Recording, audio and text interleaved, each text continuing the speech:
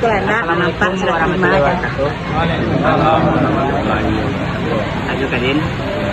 Di sini pun aja kadin mengimbau karena sekali sudah pakar. Baru kori kami hati segalo datang persatuan Sungai Busayu.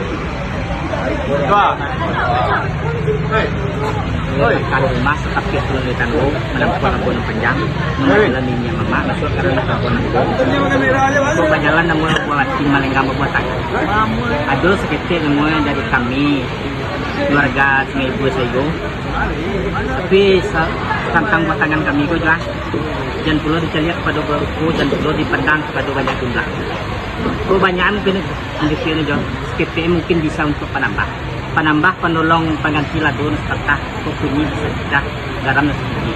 Harapan di kami nomor sama jo, kok manusia itu tolong ditapuang kah, kok marami tolong dipandi, minta diterima jatuh tim pun dia, dia nak berkenan. Ya itu dong. Ya. Orang pemerintah buatan mana berjalan dua kaki semuanya lah. Kepada di Penambu yang ini kepada undangan Lambu semua undangan seperti Sungai Busayu. Iya.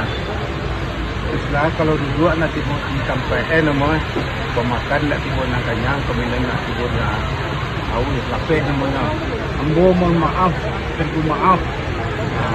Itu meminta kalau doh dilapeh dia tu itu semuanya Membuat tangan kami kau terima juga. Sudah terima lah dokumentasi. Dokumentasi.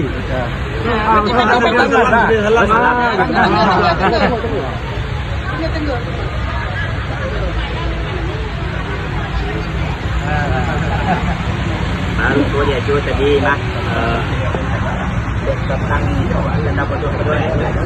tentang kami ibu nak salami ke dekat ndak terus buat ndak terus sampai yo ajo minta maaf ke kami nomor sama baru ko dia ambo jo tentang datang namanya sebelum pais tempat suwi kalau saya lihat ko dipandang pedoman jo lain lo susunya basilih aja lancar tu nak bagam dia gamak sadang kacak do cuma dek kami ini dek karena ni jam malam pacam pasti sampai mana selo ya kami atas segalon datang keluarga Sungai Busayu ko dua nak ada selo ko tagak nama yang langkah nak bagia kita pengen yang harapan dek kami nomor samu batal pin lo ya tin punyanya tapi sebelum kami berlapis tin punyanya ya dek kami atas segalon datang dia macam kue tu yang mudo ya, laba gandau kadang kita, nuntu ko tulang mudo ko tagase.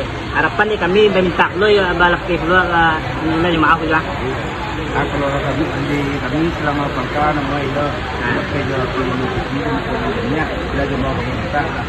Kalau itu maksud saya deh. Assalamualaikum warahmatullahi wabarakatuh.